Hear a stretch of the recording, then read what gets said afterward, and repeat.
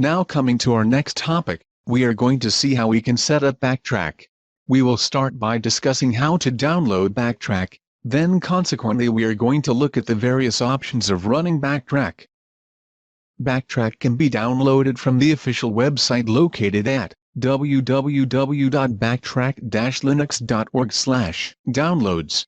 The current version of BackTrack is called BackTrack 5 Release 2.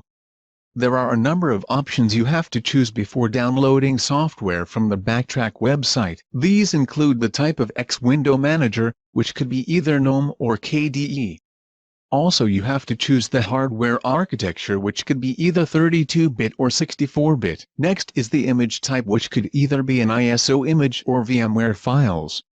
The VMware files are only available if you select the GNOME option. And finally the download method, which could be directly from the BackTrack website or via the Tor network. Please note that if you have a 64-bit machine but you are going to run a virtualized BackTrack instance, please choose the 32-bit download option, as your guest OS is usually going to be 32 bits only. Now that we have the BackTrack 5R2 software downloaded, the next step is to run the software.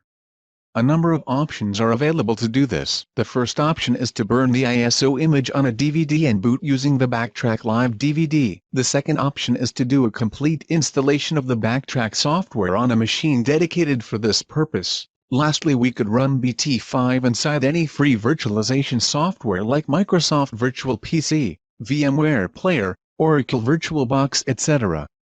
This is usually the most flexible and recommended option. This option is also recommended for users who are not so familiar with a regular Linux OS, for example Windows and Mac users. A sample demonstration of downloading and installing BackTrack 5 can be found below. Video title: How to install BackTrack 5 and Windows with VMware Player. The second video's title is How to run BackTrack 5 and Windows using VMware Workstation. The links for both videos are mentioned on the screen. You will find that both videos contain step-by-step audio-visual instructions which should be sufficient to get your BackTrack instance started. If your setup is different, there is no need to worry.